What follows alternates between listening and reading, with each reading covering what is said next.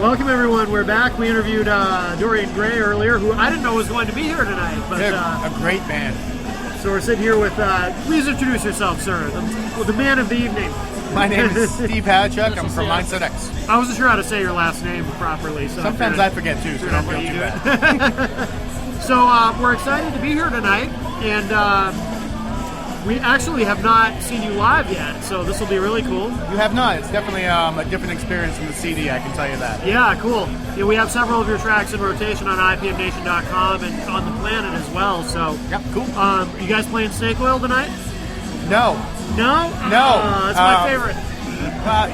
You know what? Just because it's your favorite, we'll see what happens. We'll see what we can do. How long of a set are you guys playing? It's about 30-35 minutes. Okay, cool, cool. So have you guys, Dorian Gray, and who else? Before the Crash. Before the Crash, yeah. Us, Precipice, and Hugo from Tantric. So. Oh, very cool. It's going to be a great, to see this on a Sunday night. Yeah. It's a beautiful thing.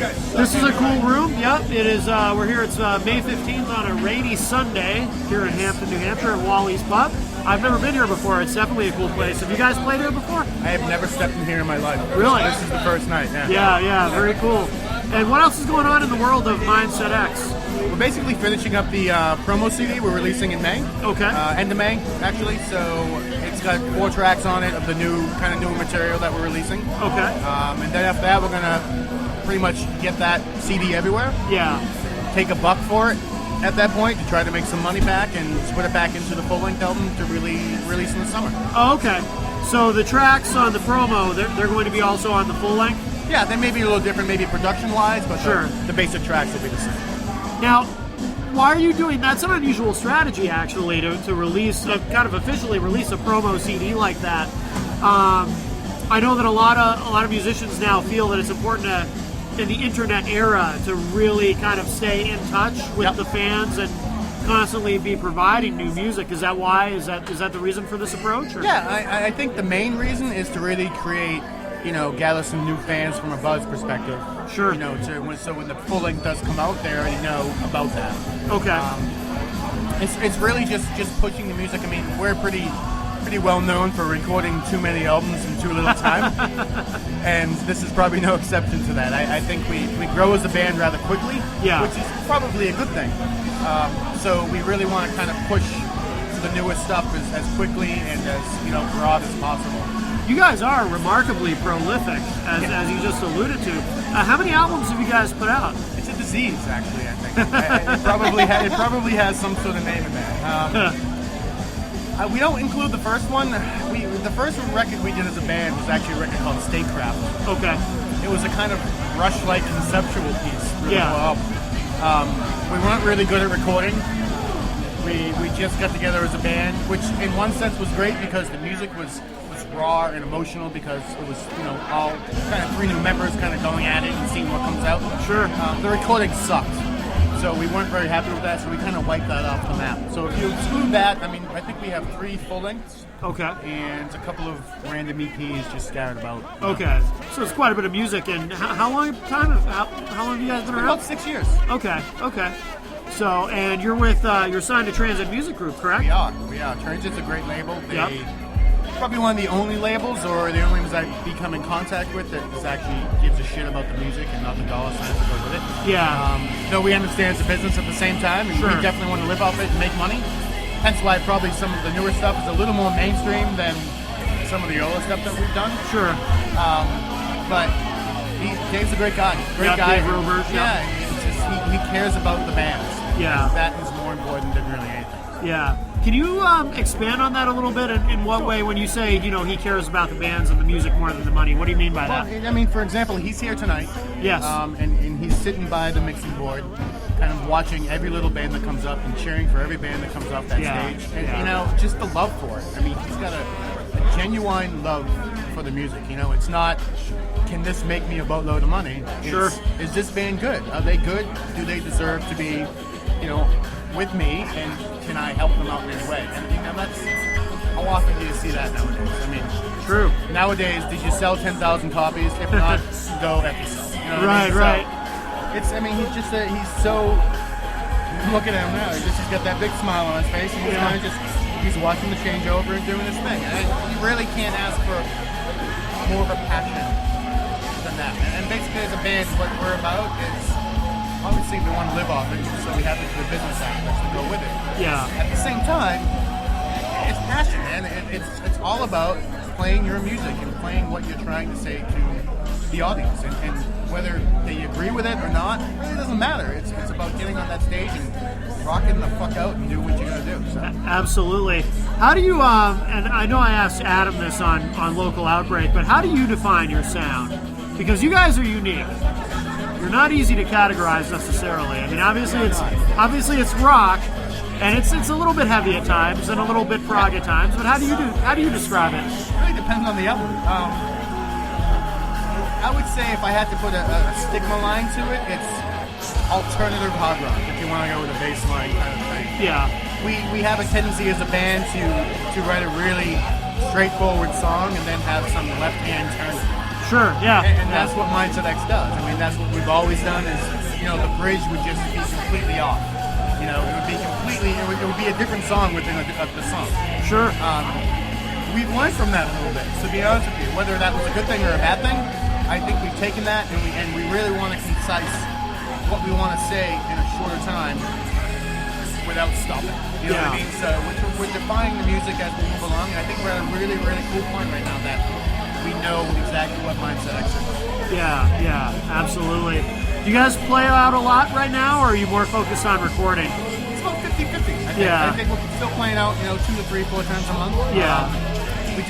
We've also learned in the business world that oversaturation is a bad thing. Sure. So we're trying to kind of put a 50-mile radius per se between different places that we play during the month. Yeah. Because as much as we can pack a Manchester's club at this point, at the same time we play that club all of March. By the time we get to the 6th show, people are like, I don't want to fucking see you guys anymore. We know what you sound like. Yeah. But yeah, it's 50-50. I think once we're done this album, it'll be an all-out onslaught of just whether you like it or not, Mindset X promotion. So. Right. Because I know you guys typically play a lot of shows. We do. So. We have particular bands we like to hook up with. Yeah. Always ever expanding. Yeah. We've recently become friends with Precifist. Okay. Yep. Who, we definitely talk about trading some gigs back and forth. Mongrel, we've always been kind of closely affiliated with. Absolutely. Which is funny because the music is so different, but for some reason the shows really fit well. I mean, the Mongrel fans like us, and we like the Mongrel fans vice versa. It works very, very well. Yeah. It's awesome. I mean, it's awesome for a local scene to be able to kind of take that different genre of music and come to a show and be like, all right, I'm going to see a punk band, a death metal band, and whatever bands. Yeah. And I truly don't believe in the aspect of if I pay $50 to go see a country show, I don't really care if I see all country bands. I want to see a good fucking show. That's all I care about. I'd rather see a different genre of music throughout the whole thing to get my mind working than hearing, about someone scratching the keys in my fucking car. So, I think the industry now is a little screwy. Right. Needs some patchwork per se, but yeah. I think we're getting it. Yeah, absolutely. So, do we know when the promo CD will be out that you talked about? Should be out. I actually just got the master tonight from Brian Sachs of Drum It Down. Okay. Did our CD for us, so I'll listen to it when I get home. Okay. If all is to the liking, we'll throw it in for duplication and do the artwork up. And probably, I would say 2 weeks. Oh, great! So coming right up. Yeah. And then chopping at the bit then. Yeah. Yes, we are chopping at the bits. That's correct. And then the full length, any ETA on that? I'm gonna say probably at this point we're about 2 weeks behind on schedule. So okay. I'd say probably end of June, early July-ish. Oh wow, okay, It's not too far. so summer, yeah, that's We have the that's basic pretty tracks recorded for a lot of the stuff. Oh, okay. So at this point, it's going in, kind of adding the innuendos and mixing and doing other things. Sure. Is it a long process for you guys in the studio? It can be. Yeah. We've gone in and done albums in a weekend. Yeah. At this point, because of the songwriting process and what we're trying to do as a band, it's, I would go in and say record the scratch tracks to a click all the way through. Jerry and Adam will come in and kind of do their thing. But we've already jammed it as a band, so we kind of know it. But sure, we're really focusing. What's different about this recording aspect is we're doing it one song at a time. Okay. Usually when you go up and you pay a boatload of money, you go in there, you play the songs live, you bang them out, and you get a week to mix them, do your thing.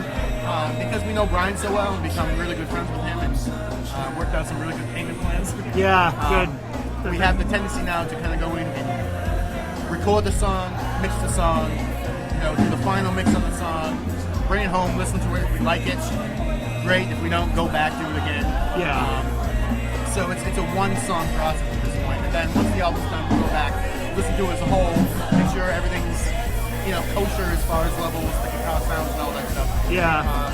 So that was a long answer to your question. That's all right. But yes, I think that we have changed the process a little bit. And Yeah. focusing on, we want to make the best album that we can, and taking that back, and when we look at the song, we want to make the song, each part, to be a song in itself, and to be kick-ass. Yeah. You know what I mean? So Yeah. we don't want to write a great chorus and have a sucky verse. Right. We want it to be, we want it to grab you all the way through, so we're really concentrating on it. Yeah, good deal.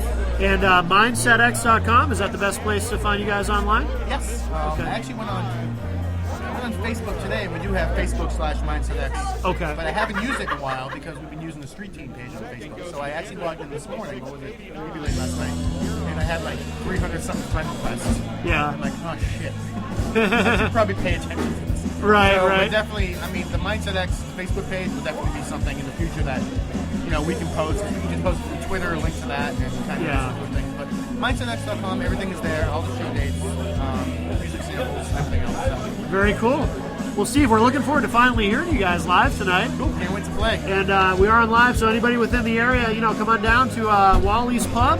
Yes, packed. What is it, 144 Ashworth? Is that It the is, right? yep. 144 Ashworth in Hampton, New Hampshire. And looking forward to it. And thanks, Steve. Appreciate it. Thank you. All right.